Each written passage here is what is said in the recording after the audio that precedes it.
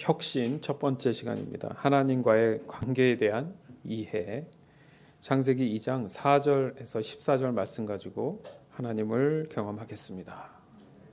혁신이란 동사, 묵은 풍속, 관습, 조직, 방법 따위를 완전히 바꾸어서 새롭게 하다. 혁신은 사실 완전히 바꾼다는 의미를 얘기하고 있어요. 그러나 좀 더 신중하게 우리가 본다면 거듭난다라는 의미의 이해도 있습니다. 즉 다시 태어난다라는 의미가 있단 말이죠. 자, 거듭남이란 동사 1. 기독교 원죄 때문에 죽었던 영이 예수를 믿음으로 해서 영적으로 다시 새 사람이 되다. 2. 지금까지의 방식이나 태도를 버리고 새롭게 시작하다. 그러니까 혁신은 지금까지 내 자신이 가지고 있던 잘못된 진리를 바로 잡기 위한 노력이라는 얘기입니다. 이것은 새로운 것에 대한 소망이기보다는 인간의 존엄성과 정체성을 회복하기 위한 노력으로 볼 수 있는 거예요. 자, 그렇다면 이 혁신이 왜 필요한 것인가? 그것은 지금 현실에 당면한 우리가 실제로 당면한 많은 부분에 어려움들을 느끼고 있기 때문에 뭔가 쇄신이 있어야 된다. 바꿔야 된다. 이런 마음들이 늘 있다라는 겁니다. 그렇게 본다면 인간은 더 나은 세상을 향해 끊임없이 달려가는 것을 알 수 있습니다. 이 또한 지금 현재에 대한 확신이 부족하기 때문에 계속 앞으로 가다가 보면 언젠가는 완벽한 세상이 있을 거라는 그 마음의 소망도 있지만 현실의 불안감과 초조함도 함께 가지고 있다라는 거예요. 그리고 지금도 그 시간들을 우리는 지내고 있고 또 앞으로도 진행될 수도 있습니다. 왜냐하면 지구가 생긴 이래 수많은 세대가 바뀌면서도 끊임없이 진행되는 과정 속에 있다고 우리는 알고 있지 않습니까? 더 나았다라는 의미, 그것에 대해서 답을 확실히 할 수 있는 사람이 없다라는 얘기예요. 그렇다면 달라진 것이 뭐냐라는 질문을 할 수 있다라는 얘기입니다. 그것은 근본적인 혁신이 일어나지 않는 한은 본질, 실제적으로 혁신이 원하는 본질을 잃어버린 상태가 되었기 때문에 우리는 그것을 쉽게 피부로 지금 느끼면서 계속 마음속에 끊임없이 외치고 있다라는 거예요. 그러니까 그 상황을 본다면 근본적인 혁신은 인간의 안락함만 얘기하는 게 아니라는 뜻이 됩니다. 그러니까 근본적인 혁신은 따라서 하나님과의 관계의 회복이라는 거예요. 이 초점이 달라지면서 인간은 더더욱 목마름이 가중됐다는 것을 우리는 역사적으로 볼 수 있습니다.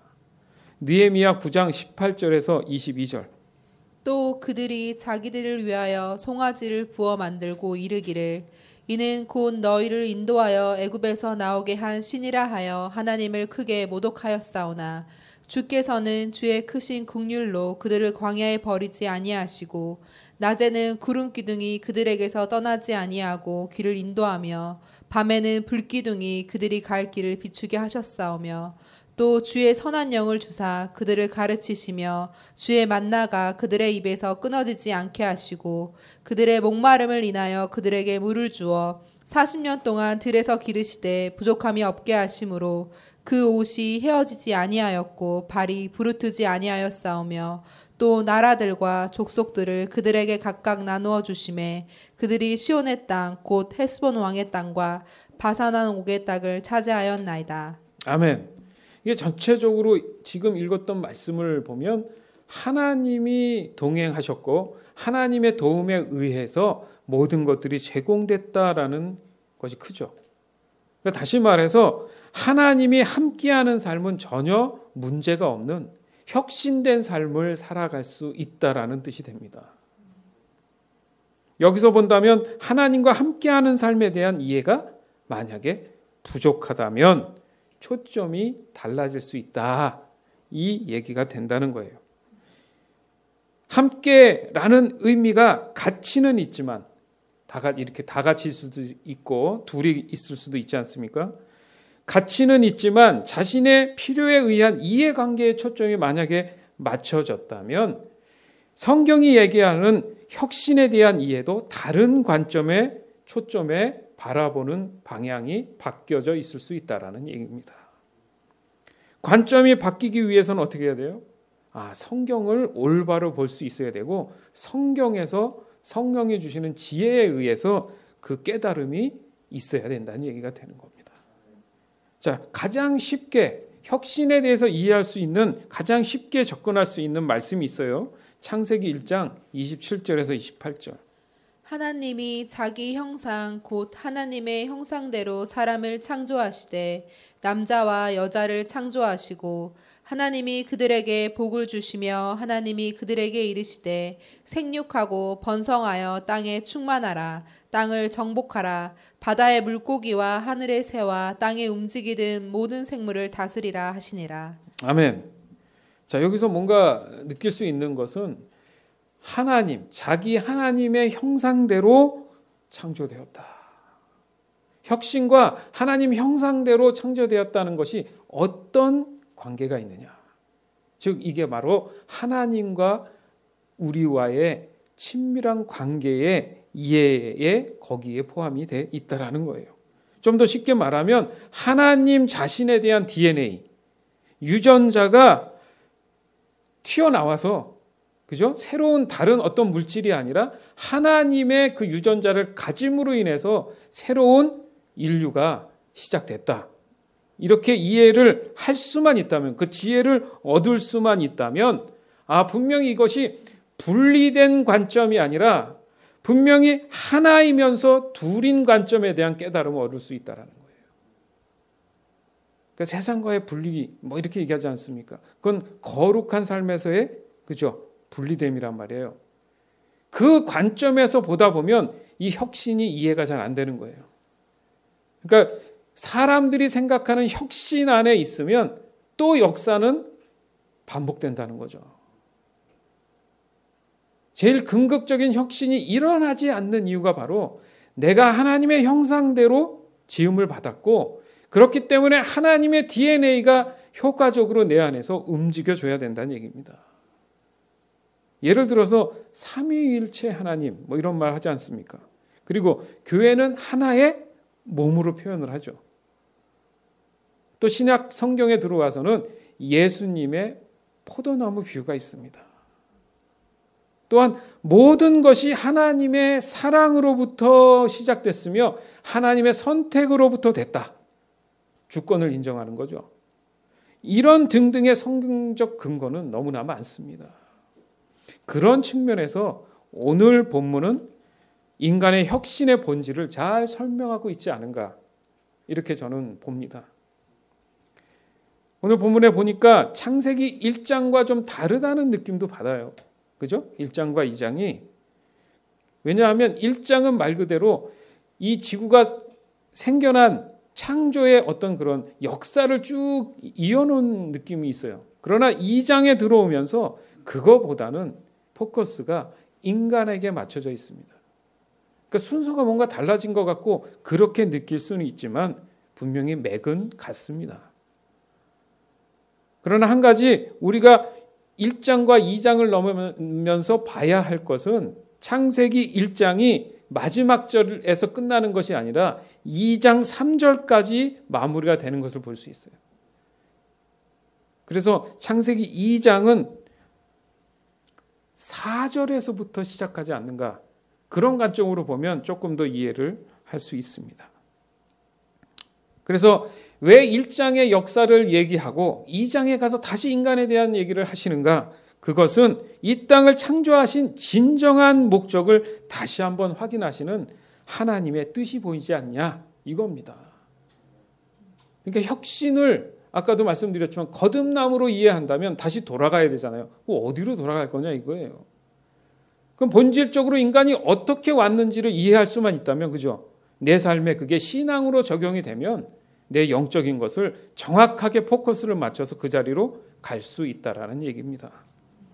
이 사실은 우리에게 매우 중요한 의미를 줍니다. 그것을 세 가지로 좀 나눠봤어요. 첫 번째는 하나님과의 관계에 대한 이해, 두 번째는 인간의 창조의 목적, 세 번째는 인간의 삶의 방향과 행동 지침. 이 세 가지로 좀 볼 수가 있습니다. 그래서 오늘은 첫 번째인 하나님과의 관계에 대한 이해를 잠깐 살펴볼 겁니다. 창세기 2장 4절에서 14절.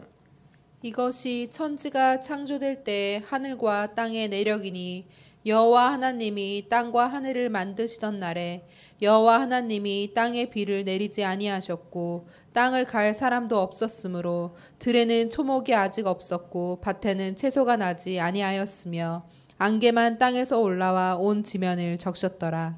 여호와 하나님이 땅의 흙으로 사람을 지으시고 생기를 그 코에 불어넣으시니 사람이 생명이 되니라. 여호와 하나님이 동방의 에덴에 동산을 창설하시고 그 지으신 사람을 거기 두시니라. 여호와 하나님이 그 땅에서 보기에 아름답고 먹기에 좋은 나무가 나게 하시니 동산 가운데에는 생명나무와 선악을 알게 하는 나무도 있더라. 강이 에덴에서 흘러나와 동산을 적시고 거기서부터 갈라져 내 근원이 되었으니 첫째의 이름은 비손이라. 금이 있는 하일라 온 땅을 둘렀으며 그 땅의 금은 순금이요 그곳에는 베델리엄과 호마노도 있으며 둘째 강의 이름은 기온이라. 구스 온 땅을 둘렀고 셋째 강의 이름은 히데겔이라. 아수르 동쪽으로 흘렀으며 넷째 강은 유브라데더라. 아멘. 자, 이 말씀이 여러분이 지금 귀로 들었잖아요. 그러면 여러분이 이미 갖고 있는 지식과 경험 안에서 여기 있는 단어들이 이해가 될 겁니다. 근데 이 시간을 통해서 그 뒤에 실제적인 의미를 여러분은 받아들이게 될 거예요. 그리고 아마 여러분이 가졌던 기준들이 무너져 내릴 겁니다. 그렇게 됐을 때 혁신이 일어날 줄 믿습니다. 늘 평상시에 봤던 말씀인데 이게 아니었구나. 이것에 대한 깨달음이 분명히 있을 줄 믿습니다. 조금 더 뒤쪽에 결론적으로 약간 먼저 결론적인 측면에서 본다면 7절에 여호와 하나님이 땅의 흙으로 사람을 지었다. 이게 조금 전에 저희가 언급했던 하나님의 형상의 의미에서 진행 과정이에요. 그 흙으로 인했는데 흙은 그냥 육체에 관한 것만 같았는데 그게 형상인데 그냥 껍데기만 있는 것이 아니라 제일 중요한 것 DNA를 넣어야 되지 않습니까? 거기에 생기를 그 코에 불어넣어서 사람이 생명이 되었더라. 그러니까 DNA가 그 안으로 쑥 들어갔다는 얘기입니다. 자, 먼저 서두에 이것을 두고 이해할 필요가 있는 게 이 오늘 본문 그 구절의 가장 중요한 5절의 말씀에 오늘은 포커스를 맞출 거예요. 5절은 하나님과의 관계에 대한 중요한 메시지를 갖고 있기 때문에 그렇습니다. 이 구절에 대한 원어적인 히브리어죠. 이해가 안 되면 많은 상당 부분 하나님에 대한 관계적 오해를 가져올 수 있었더라는 겁니다. 그냥 은연중에 그냥 하나님은 계셨고 그냥 구원받았고 그냥 된 것이 아니고 정말 말씀이 이렇게 살아서 생명력이 있어서 지금까지도 역사하시는구나. 이게 오감을 통해서 느껴질 정도로 이 말씀이 깨달아질 수 있다라는 거예요. 자, 이 구절을 원어적으로 이해를 하기 시작하면 아주 쉽게 접근하기 위해서는 바로 인간의 노동에 대한 이해가 먼저 돼야 됩니다. 자, 먼저 제가 던진 거예요.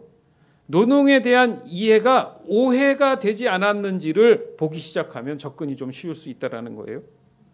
자, 인간을 창조하시면서 우리가 알고 있었던 노동의 개념이 있지 않습니까? 지금 여러분이 갖고 있는 노동의 개념이 있단 말이에요. 그 개념으로 하나님이 인간을 창조했을 것이다 라고 볼 수 있는 구절이라는 거죠. 즉 노동이 인본적인 사람의 관점에서 보느냐 하나님 관점에서 정확한 진리로 보느냐의 차이에서 상당 부분 많은 오해가 생겼더라는 겁니다. 이것은 영적인 혁신의 매우 중요한 본질을 다루는 문제이기 때문에 여러분 마음을 지금 열고 오늘 귀한 이 한순간에 깨달음이 있길 바라요. 그럼 2017년이 새로워질 줄 믿습니다.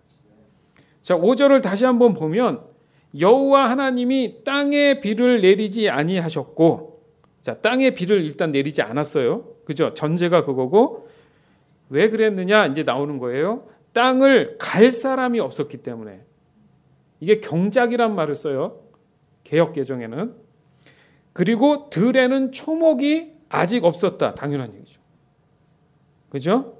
그 다음에 그러다 보니까 밭에 채소가 나지 않았다. 결과적으로 비가 오지 않으니까, 그죠? 의미가 없고, 그렇지만 비가 오면 뭔가 누군가가 경작을 해야 되잖아요. 근데 사람이 없으니 당연히 초목도 없고, 초목 안에 있는 수많은 밭 채소 열매들은 의당 없다는 얘기입니다. 그렇지만 6절에 안개만 땅에 올라와 온 지면을 적셨다.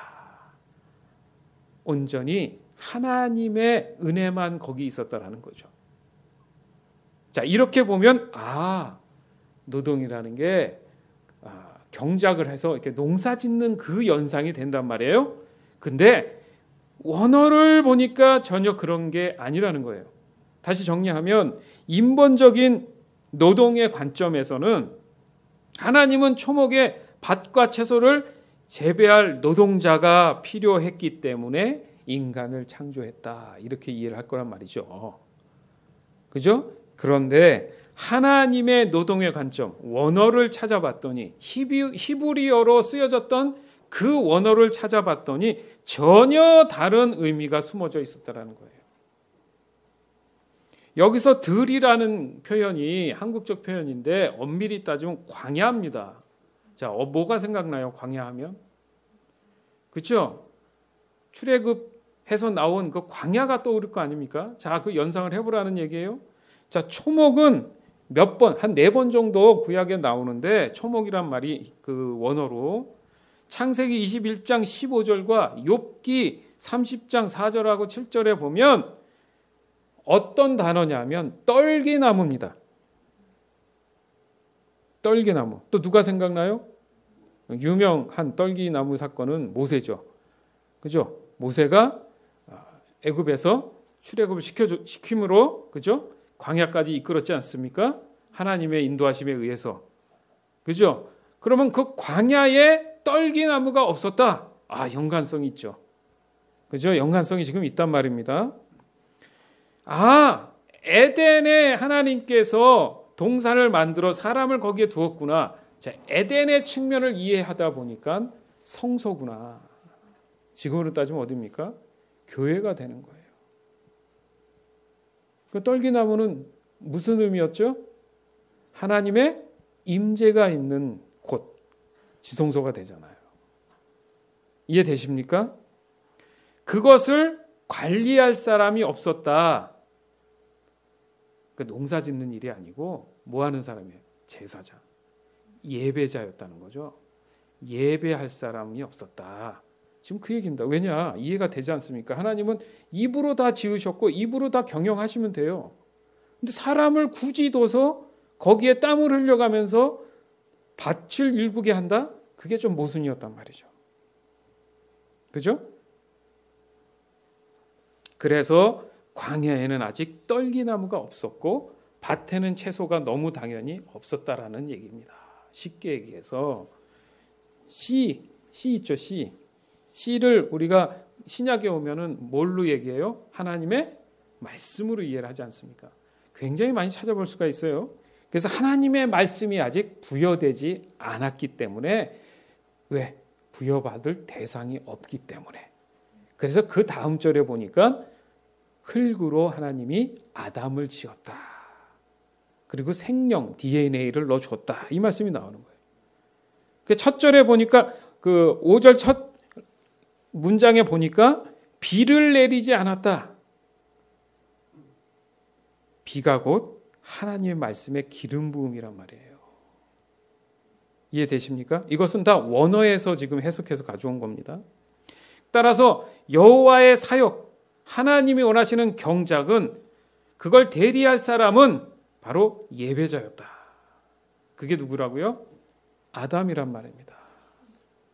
자, 그래서 영어로 우리는 예배한다를 뭐라 그래요? 월십 서비스라고 하잖아요. 그리스도인들은 모두 그러면 누가 됩니까? 예배자가 되는 거예요. 이것이 하나님의 관점에서의 노동의 본질의 시작이었습니다. 신앙적인 혁신은 그 자리로 가는 거예요. 그러니까 예배가 회복되길 원합니다. 왜 그렇게 간절히 원하죠, 사람들이? 본연의 자세, 하나님의 창조의 목적을 원합니다. 이게 혁신이란 거예요.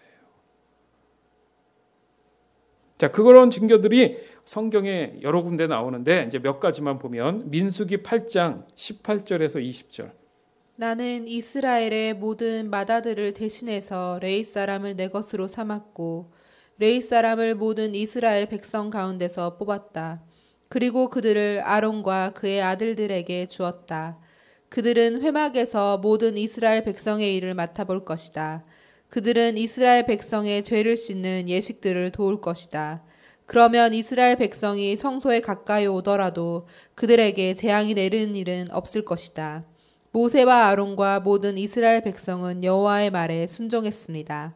그들은 레위 사람에 대하여 여호와께서 모세에게 명령하신 대로 했습니다. 아멘. 자, 모세와 아론이 그죠? 대표해서 제사장직을 했단 말이에요. 하나님이 아담을 짓고 아담에게 뭐 하라 그랬죠? 생육하고 번성하되 또 다스리라. 중재자 역할로 하나님께서 만드신 거란 얘기예요. 그죠? 자, 그러면 다른 곳을 또 찾아볼게요. 출애굽기 3장 12절인데 개역개정으로 보겠습니다. 하나님이 이르시되 내가 반드시 너와 함께 있으리라. 내가 그 백성을 애굽에서 인도하여 낸 후에 너희가 이 산에서 하나님을 섬기리니 이것이 내가 너를 보낸 증거니라. 아멘. 여기 보면 하나님을 섬기리니 여기서 이제 인본적인 해석을 하다 보면 관점이 그 노동의 관점이 뭐예요? 뭔가 육체가 움직여서 땀을 흘린다는 의미입니다. 그렇죠? 그런데 NIV를 참조하고 쉬운 성경을 같이 참조해서 보면 하나님께서 말씀하셨습니다. 내가 너와 함께 있겠다. 내가 이집트에서 이스라엘 백성을 인도해낸 후 너희 모두는 이 산에서 하나님을 예배하게 될 것인데 이것이 너를 보내는 증거다. 아멘. 하나님을 예배한다. 늘 우리 교회가 강조하는 게 뭡니까? 사역자라는 게 구별되어 있지 않다 그러죠. 삶이 사역이다. 삶이 예배란 말이죠. 내가 예배자의 부르심을 받았단 말이에요. 그죠? 그것이 노동의 근본적인 사실은 가치인데 그것을 위해 너희를 보냈다. 아담을 창조하셨다. 이게 같은 맥락이란 말이죠. 자, 신약으로 와서 로마서 15장 16절 개역개정. 이 은혜는 곧 나로 이방인을 위하여 그리스도 예수의 일꾼이 되어 하나님의 복음의 제사장 직분을 하게 하사 이방인을 제물로 드리는 것이 성령 안에서 거룩하게 되어 받으실 만하게 하려 하심이라. 아멘. 자, 쉬운 성경으로 하나님께서는 나를 이방인을 위한 그리스도 예수의 일꾼이 되게 하셨습니다. 나는 이방인들이 성령으로 거룩하여지고 하나님께서 받으실 만한 제물이 되도록 하기 위해 하나님의 복음을 전하는 제사장의 직무를 담당하였습니다. 아멘. 예수님의 일꾼. 어떤 일이에요? 제사장의 직무. 그래서 바울을 통해서 이방인들에게도 그 제사장이 될 수 있는 그런 기회들을 부여할 수 있는 날이 온 거예요. 그래서 예수님 이후로는 모든 자들이 다 제사장이 된 거죠. 믿으십니까? 그건 무슨 말이냐면 혁신의 근본적인 본질을 하나님께서 회복시켜 주시기 위해 예수님이 오셨다는 얘기잖아요. 그러니까 노동의 마인드가 바뀌어야 됩니다. 이게 자꾸 헷갈리고 오버랩 되니까 삶에서 자꾸 부딪히는 거예요. 이것도 같은 거 같고 저것도 같은 거 같고 애매한 거야. 이게 잘 정립이 되어 있으면 신앙적으로 세상의 삶에 대한 노동을 충분히 리드해 나갈 수 있다라고 봅니다. 따라서 아직 창조하시지 않은 그 땅에 제사장이 당연히 없기 때문에 예배에 대한 다른 환경도 만들지 않으셨다는 게 되잖아요. 그죠? 따라서 노동의 근본은 예배로 부르심을 받은 거다. 자, 예배로 부르심을 받은 상태가 되면 예배에 섬길 수 있는 그 노동이 시작된다. 그게 바로 월십이다. 월십 서비스가 된다. 삶의 예배제가 된다. 이것을 노동의 목적으로 두셨다는 거예요. 결국 왜 또 그렇게 만드셨느냐? 다른 만물들은 다 제외하고 하나님의 형상대로 만든 우리는 하나님과의 친밀함을 유지할 수 있는 방법의 아이디어로 하나님께서 예배를 만들어 놓으셨다는 얘기예요. 근데 죄로 인해서 에덴에서 쫓겨났다. 이게 뭡니까? 더 이상은 하나님의 사역을 감당할 수 없는 사람이 됐다 이겁니다. 그러니까 하나님과의 친밀한 관계에서 박살이 났다는 얘기예요. 자, 이해되십니까? 그걸 우리는 죄라고 하잖아요.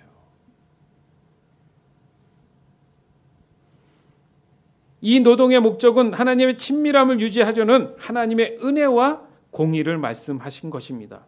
이런 의미에서 인간은 창조되었고 또 에덴이라는 성전 마인드의 성소 개념에 하나님의 은혜와 공의를 상징하게 됩니다. 거기에 뭘 정확하게 은혜와 공의를 주셨냐면 생명나무와 선악과를 주셨다는 얘기죠. 이제 정리가 될 거예요, 여러분. 자, 8절에 오늘 본문 8절에 보니까 여호와 하나님께서 동쪽 땅 에덴의 동산을 만드시고 지은 사람들 그곳에서 지내게 하셨다. 이 단어 하나하나가 굉장히 중요한 겁니다. 이게 그냥 하나님께서 에덴 동산 동쪽 땅, 그죠? 나중에 이스라엘 백성들이 광야에, 그죠? 광야에 갔을 때 성막을 짓고, 그죠? 지성소를 이렇게 짓잖아요. 언약궤를 만들고. 그랬을 때 항상 이동한 다음에 그거 천막을 치고 나면 방향, 지성소 방향이 있습니다. 그게 항상 동쪽이어야 됐어요. 해가 어디서 뜹니까? 동쪽에 뜨죠. 무슨 의미냐면 하나님께서 시작하신다는 겁니다. 하나님이 오신 곳이라는 의미가 있단 말이에요. 그래서 동쪽 땅 에덴의 동산을 두고 그걸 예배자로 섬길 사람들을 그곳에서 지내게 하셨다. 이 말씀이 되는 겁니다. 또한 비 얘기 첫 번째 나왔잖아요. 근데 사람을 만들고 나서 갑자기 4대강 얘기가 나옵니다. 생뚱맞게. 생뚱맞은 게 아니죠.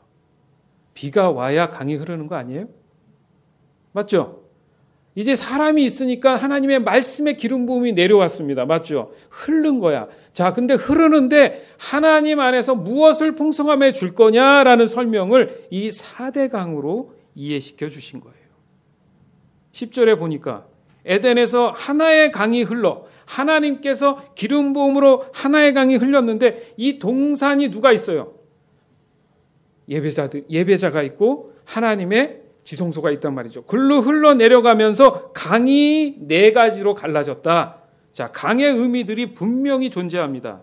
에덴의 4대강. 비송강, 풍부하게 흐르는 강생육과 번성, 발전과 성장, 능력과 부.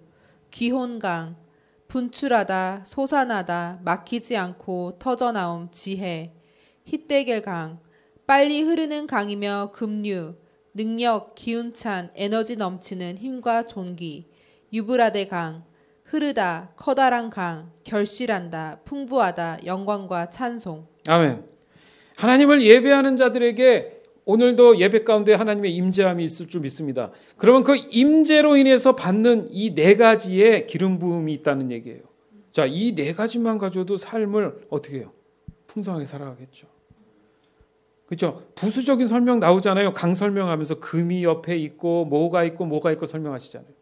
그러니까 우리 인생에 살면서 부족함 없이 하나님이 주신다는 영적인 의미가 거기 있다라는 얘기예요. 아, 우리는 예배자로 부르셨구나. 그것이 혁신의 근본이구나.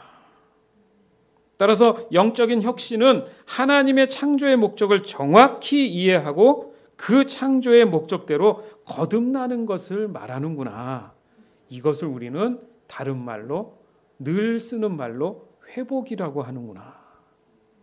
그렇죠? 예수님 오셔서 하나님의 관계를 회복함으로 인해서 맞죠? 영생을 구원을 얻었다 이렇게 얘기하지 않습니까? 일맥상통하구나. 믿으십니까? 그러나 죄로부터 저주를 받은 인간이 이제 계속 그 생각할 거예요, 여러분들. 그럼 도대체 노동은 지금 뭐냐? 자, 그 설명이 아주 짧게 간단하죠. 하나님이 너희가 그런 죄를 졌기 때문에 땀을 흘려야 소산을 얻겠고, 여자들은 아이를 낳는 고통을, 해산의 고통을 가져야 이제 생산을 할 수 있다. 이 얘기를 하시지 않습니까? 자, 그 전에는 영적인 거에 머물러 있었는데 저주를 받은 이후로는 어떻게 해요? 땀을 흘려야 생산성을 가질 수 있는 육체적 노동까지 가중된 겁니다. 그러니까 영적일 땐 참 좋았는데 이게 영과 육이 같이 노동을 해야 되니까 갈등이 생기는 거예요. 자, 좀 이해 더 되죠? 그러니까 거룩하라는 얘기가 영적과 육을 이게 구분하라는 거잖아요. 로마서 8장에 보면 그게 분리가 돼요, 안 돼요? 여러분 늘 이해가 안 가잖아. 어떻게 하면 분리하고 살아? 이게 같이 가는 이중 구조로 살아가야 하는 현실을 맞이하면서 혁신을 얘기하는 이유가 거기 있다라는 얘기예요. 우리의 영은 그것을 더 이상은 방종해서는 안 된다는 거죠. 방치해서는 안 된다는 얘기입니다. 우리의 영만큼은 혁신되어서 예배자로 부르셨던 하나님의 그 뜻을 온전히 순종하고 따르려는 그런 마음이 이제 생겨나 줘야 된다는 거예요. 그러면 육체, 그 전에도 육체는 있었잖아요, 아담도. 그러면 그 육체가 어떻게 누리며 살았는가? 4대강의 축복처럼 누리면서 살아가게 된다는 거예요. 거기에서 믿음의 갈등이 수만 번 나를 넘어뜨렸다 일으켰다가 한다는 겁니다.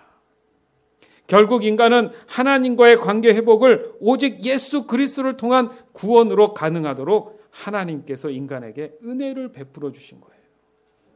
자, 하나님이 만드셔서 하나님의 예배 받을 그런 공간과 예배자를 만드셨던 것처럼 알파였던 하나님이 그것을 다시 구제할 수 있고 회복할 수 있는 것 또한 하나님께서 제공해 주셨다는 거예요. 아, 이것은 하나님만이 하실 일이구나. 사람이 사람 변화시키는 거 쉽지 않다고 늘 얘기하지 않습니까? 그래서 중보하잖아요. 하나님이 역사하셔야 이 일들이 감당이 된다. 이거죠. 예. 그렇게 본다면 5절 말씀에 여호와 하나님이 땅에 비를 내리지 않게 비를 그러니까 말씀의 기름 부음을 내리지 않은 이유가 땅을 성소가 될 수 있는 그 에덴에 경작할 사람이 없었다. 예배자가 없었기 때문에 광야에 떨기나무가 있을 리가 없다. 그러면 당연히 없기 때문에 4대강의 그 복된 풍성함이 큰 의미가 없다는 거예요. 하나님만 계시니까. 그래서 안개만, 하나님의 거룩하심만 그 땅을 적시고 있었다. 이런 상태에서 죄가 들어와서, 자, 우리 성경을 보면 어떤 말씀이 있습니까? 제2의 두 번째 아담이 누구라고 소개하죠? 예수님이 되신 거예요. 그래서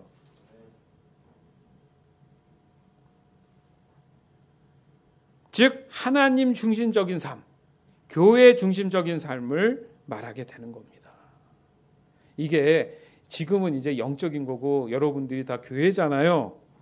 자, 그런 측면에서 보면 뭐냐면 공동체의 유기적인 능동성을 얘기한다는 겁니다. 예전에는 외형적으로 보이는 것에 대해서 이렇게 맞춰갔지만 지금은 하나님이 가장 중요하게 생각하는 것은 여러분들 마음이에요. 여러분 마음 안에 할례를 받고 마음 안에 예배자로서의 거듭나 있느냐가 더 중요하게 하나님이 여기신 거예요. 자, 사랑하는 여러분, 진정한 혁신의 근본은 하나님과의 관계 회복인 것을 절대 잊지 않았으면 좋겠습니다. 또 진정한 노동의 근본은 예배자로서의 섬김임을 잊지 않았으면 좋겠습니다. 다시 한번 얘기합니다. 다시 한번 얘기해요. 하나님 중심적인 삶, 영적인 교회 중심적인 삶, 또 공동체를 하나님께서 비전을 주셨던 이 중심에 서 있는 여러분들은 오늘 이 본문에 나오는 혁신의 그 자리에 있어야 될 줄 믿습니다. 2017년 1월 1일이에요. 오늘. 이 혁신으로 인해서 시작돼서 1년을 보낸 2018년도 1월 1일에는 우리는 어떤 채소의 열매를 하나님께 받음으로 영광을 돌릴까 한번 생각을 하시라는 얘기예요. 이제 우리는 혁신의 파도를 탔습니다. 즉 영적인 혁신의 흐름을 탔다는 얘기입니다. 그것은 예배자로서 말씀과 기도와 찬양이 어우러진 삶이라는 거예요. 이것은 혁신의 요소라고 볼 수 있습니다. 지금 이 죄악된 세상에는 떨기나무에 또 밭에 채소는 의미가 당연히 없는 거예요. 예배자가 없는데 하나님이 기름 부어 주시겠습니까? 그렇지 않다라는 거죠. 왜냐하면 거기에는 하나님의 친밀한 존재가 없기 때문에 그렇다는 얘기입니다. 하나님과의 친밀함은 진정한 예배자로 거듭날 때 그 환경을 부여해 주신다는 것을 명심하세요. 교회뿐 아니라 여러분 삶 안에 어디를 가든지 앉은 자리가 예배하는 곳이 돼야 된다는 얘기예요. 그래서 올해 2017년도 예수 섬긴 교회 테마는 말씀입니다. 여러분 테이블 위에 이게 있지 않습니까? 이게 365일용 완독, 성경 완독 통독표예요. 그러니까 하루에 정해진 양을 이렇게 하시면은 1년 딱 되면은 끝납니다. 12월 31일까지 하면 딱 끝나는데, 자, 여러분 여기서 잔머리가 있으면 안 돼. 이게 몇 장 밀려버리면 부담돼서 안 읽기 시작합니다. 그러니까 장점이 뭐냐면 시간이 많이 안 걸린다는 거. 단점이 뭐냐면 밀려버리면 골치 아프다는 거. 하루하루 시간이 막 쉽게 화살처럼 가거든요. 그래서 이 말씀이 늘 여러분 중심이 돼서 비록 기름 부음이 여러분 안에 내려와서, 그죠? 진정한 하나님께 드리는 예배를 통해서 결과적으로 많은 열매를 맺는 2017년이 되기를 간절히 원합니다. 따라서 오늘 하나님이 주시는 이 혁신의 본질을 깨달아서 하나님과 친밀한 관계 속에서 거룩한 예배자로 매일매일 거듭나는 저와 여러분이 되기를 주님의 이름으로 축원합니다. 축원합니다. 축원합니다. 지금은 우리 주 예수 그리스도의 은혜와 하나님의 극진하신 사랑과 성령의 교통하심이 사랑하는 성도들 머리 위에 이제로부터 영원토록 함께 있을지어다. 아멘.